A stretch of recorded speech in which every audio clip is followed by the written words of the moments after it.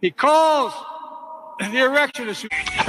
Hunter Biden whacking off in my tool shed. And they also degunked the fold of my fupa.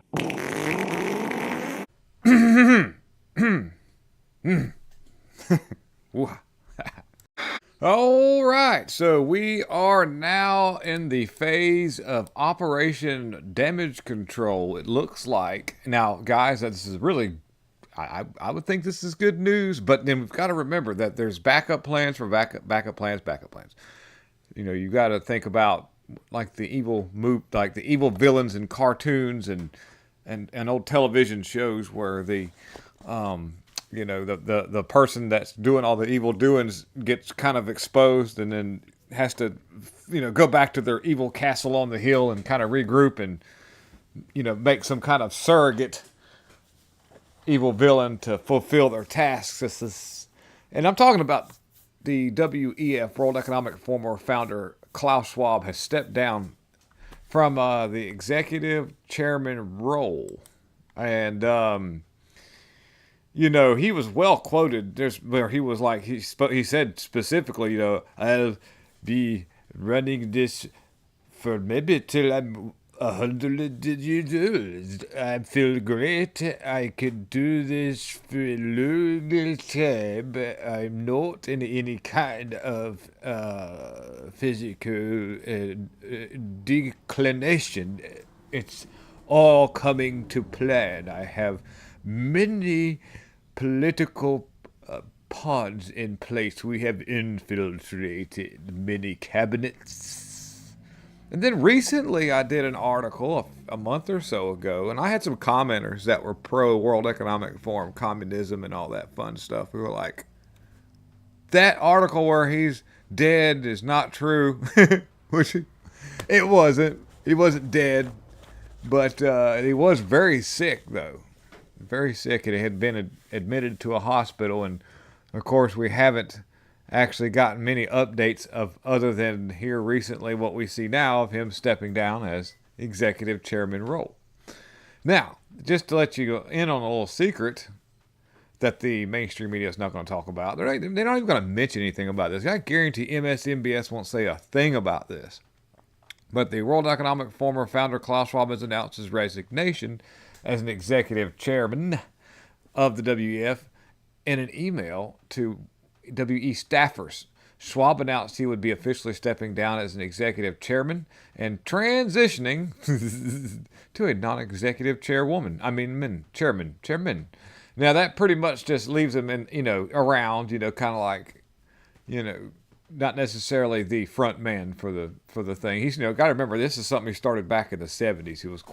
I was quite a young lad when I started the WEF, the World Economic, which it wasn't even called that back then. It had a whole different name behind it, and there was a whole different premise behind the selling points to get people on board.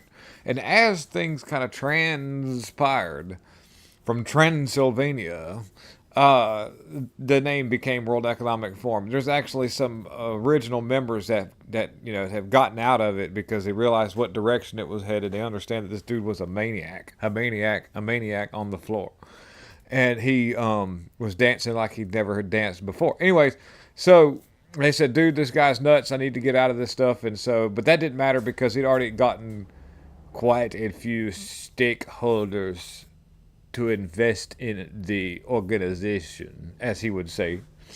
And so as things moved on and the social conditioning took place and the popularity of the whole mystique behind the thing, you had celebrities that, were like, wow, this is really cool. It's the new really awful thing to do that nobody likes, and we can be elites and do it, and we can drink children's blood. He'd still be around. He'd still be hanging around out there, but I don't know what kind of role. That means that they're going to have to regroup. They're going to find a new front man, which they probably already have. He's already got somebody chosen in the roles to do such. But, in the mainstream world, you can actually talk about the World Economic Forum when you get out there in the public, and they know who they are, they've heard of them, and the opinion of these people is not favorable.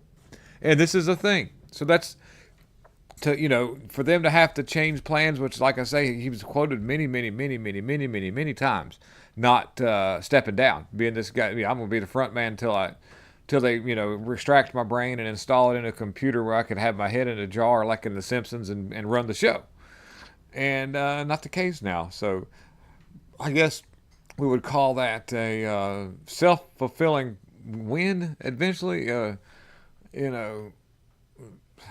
But so we'll see how that goes. So that's the thing. He has stepped down. Now I got a couple of the articles I want to roll through real quick. You've probably seen where there's 1 dead, 30 injured due to a severe turbulence on the Singapore Airlines flight. And they said that the airplane hit a quote-unquote air pocket, and it did a sudden drop of around 6,000 feet, which is a lot. And the way that the airplane just dropped, it almost like it was pushed down, like something just pushed the top of it and just shoved it down 6,000 feet. Like there was an extreme, like there's video of this right here. Look at this. Well, this is the aftermath of the airplane. I've got video of it, and let's see if I can find it here. Give me a second while we roll through this. It's all over the news now, but I'm going somewhere with this, guys. Just stick with me for a minute. I'm going somewhere with this. We've seen other instances where, I don't know what happened with that helicopter crash or that president dude for like whatever. I don't even know what side, which is who. So I don't know, but this is the video that I seen of the aircraft where everybody hits the ceiling and everything gets tossed around. It's real violent. It's not a, you'd think if there was an air pocket, you would sort of kind of like descend a little bit slower than that, but suddenly it's like something that's pushed down on top of the airplane like an anomaly in a jet stream or air mass happened. And really strange weather events have been taking place, and there's a lot to do with that. Oh, by the way, Eric Adams, another thing too, he is going to be he's trying to pull back, take the key back. He had given Sean P. Diddy Combs the key to New York City, and Eric Adams, being an advocate for safe haven, didn't like domestic violence. Regular violence is okay though. You can do whatever you want if you're an illegal out there, but whatever. But domestic violence was his thing, and so at some point he had honored P. Diddy with the key to the city. So he's using all his resources to try to remove that, because a video came out of P. Diddler actually beating the crap out of a woman, like badly, like real bad. And there's just a lot of instances where you actually see really, really strange weather events taking place. And I'm scrolling down to see if I can find this thing here, but there was a man that actually he's a YouTuber, so I won't play the audio because I don't want to get copywritten. But let's see if I can find it. Here it is, right here. This radar signatures showing up in the clouds from other radar that picked it up.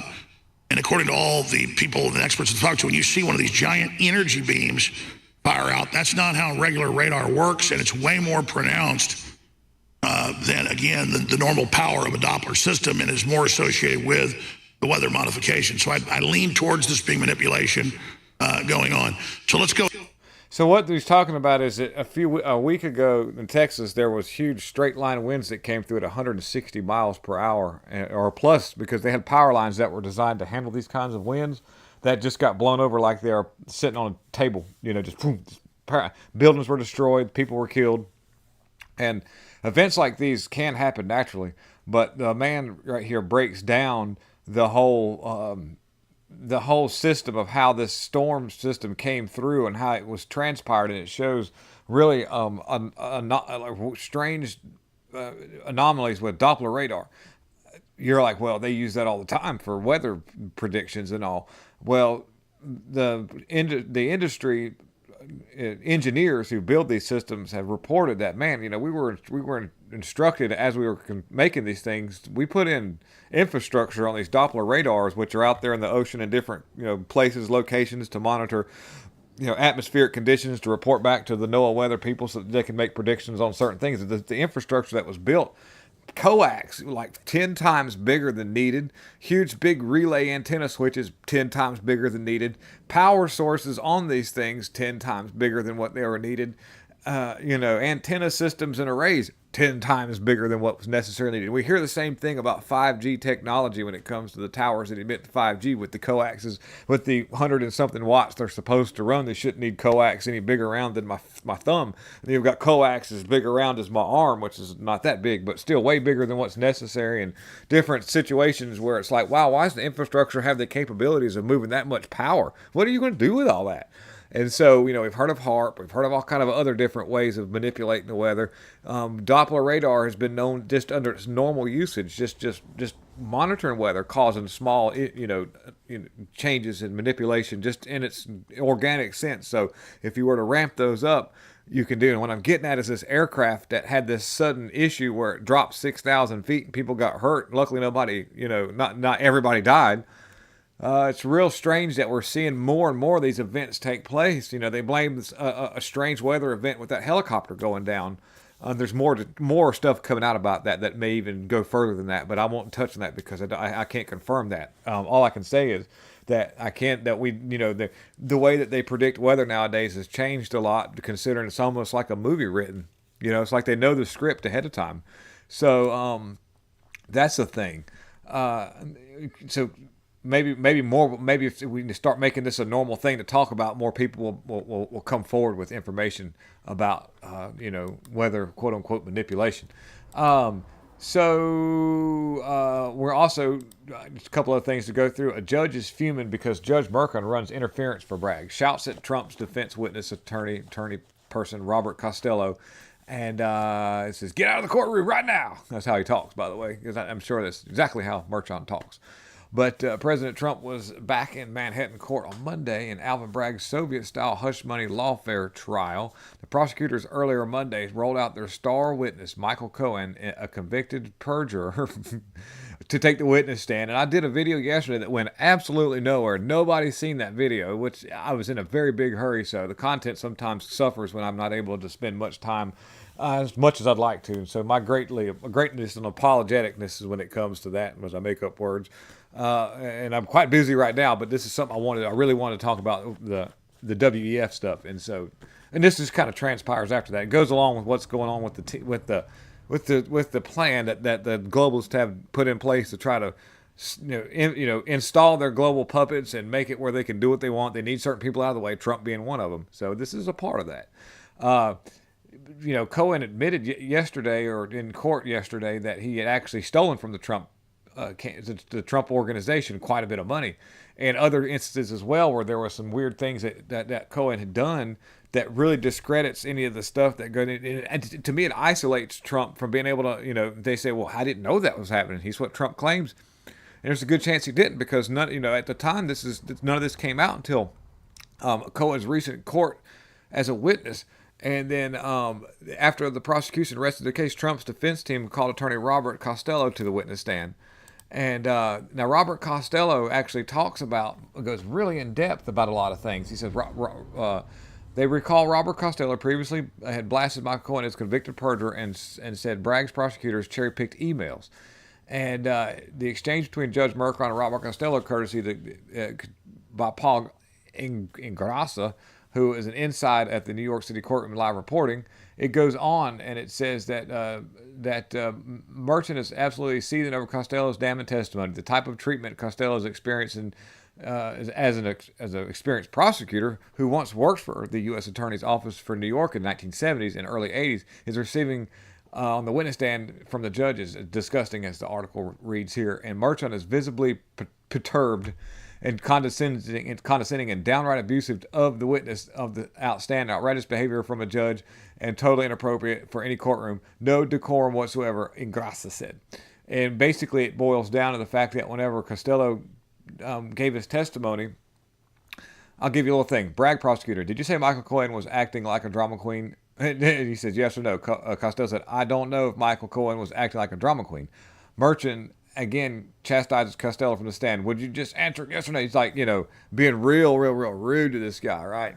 And it's, drama queen is a definition that can be withheld to a personal extent. There's not a real, you don't have a definition in the dictionary. So in a sense, well, asking questions like that on somebody on the stand is kind of like enabling them to answer questions in a false manner. You could say, well, according to what he said. So, anyways, go into this more. Bertrand, visibly exasperated, hastily ends the day proceedings. Implores jurors to not research the case through media, email, telephone. Of course, they do a lot of cases like that, so that's normal. But basically, Costello's testimony corroborates what Cohen said he had done. And it goes even deeper than that. And it blows the case wide open, and it hurts the side that's trying to get Trump for supposedly falsifying business records with the hush money trial with this Stormy Daniels chick. So the judge wasn't having it. He gets real pissed off. He stops it in mid-thing, tells the dude to get out of the courtroom, all kind of stuff. This has never been done, I can recall, in court cases. Usually the witness is allowed to keep talking because either it's going to help the case or hurt the case or do something. And it's not the judge's. The only thing a judge is there to do is to make sure it goes according to law. And apparently the judge is lawless. So just have a good time. But Fanthony Fauci's top advisor bragged about making emails disappear. That's the thing. Fanthony Fauci's top advisor bragged about making emails disappear. Top advisor for Fanthony Fauci bragged about how to make emails disappear and deleting smoking gun evidence to avoid security scrutiny. Lawmakers investigating the origins of the 19 revealed Thursday the shocking comments from where government health official David Murins, pictured on the right, a senior advisor to Fanthony Fauci, from 1998 to 2022. Some of the Morin's emails have been obtained by congressional subpoena and were read out by House Oversight Chairman James Comer in a hearing Thursday, part of lawmakers probing into the theory. So this goes in deeper to where Fanthony Fauci's getting more and more into the public eye about some of the bad things he did. Of course, he's had a lot of help from compliant people because everybody makes a little money on this. And if you're like an opposing side, and you're part of an agenda, you've taken part, you've pledged your life and your dedication to a group of people with an agenda. People are evil, man. They just do evil stuff. And so he's actually admitted, on these emails, like, hey, we did a really good job disappearing a lot of them emails. Hillary Clinton was like, you go, boy. And so that's the thing. Now, as much as I would love to predict where these cases are going to go, I don't, because I don't want to give false hopium. I do know that it does look pretty bad.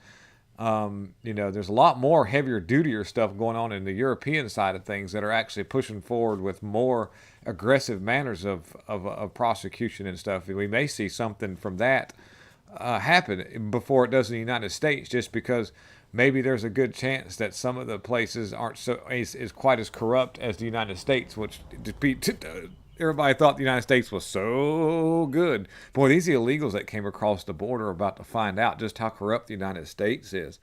They think they're coming to a country where everything's all right. They're like, yeah, I'm going to America. Everything's going to be all right. I'm going to be good to go. And they're going to get over here and be like, I'm going back. I'm going back. This place is terrible. You guys, how do you deal with this? Why does it? And they're isolated from the actual media, just like other countries are, because there's a media blockade when it comes to, we don't get to see a lot of the stuff from China. We don't get to see a lot of the stuff from Russia, and vice versa. They don't allow our media to go out very far. Just cherry pick certain items so that it makes an agenda go a certain direction. And boy, these people, these illegals that came over here are going to find themselves to be in a rude awakening as to they realize just how much of a tool they've been to further a communist agenda and leaving a communist country they were once I got to get out of here, to a place that's going to be far worse. And they're going to be stuck here. You're going to be stuck in here with us. Yep. And so that's the thing. Well, anyways, guys, I wanted to thank you all for hanging out, and please hit that like, and that subscribe, and that share. And we're going to have a good time. We're going to make this happen. We're going to spread this content far and wide. And you're going to talk about it to people, and it's okay if they look at you like you're crazy, because all you got to do is give it a week. Talk about this stuff. Give it a week. You'll be proven completely right. And they'll come back to you and say, wow, I had no idea. And until AI takes over where none of this content's able to get out at all, you guys, like I say, share this stuff. Peace out. I'm out.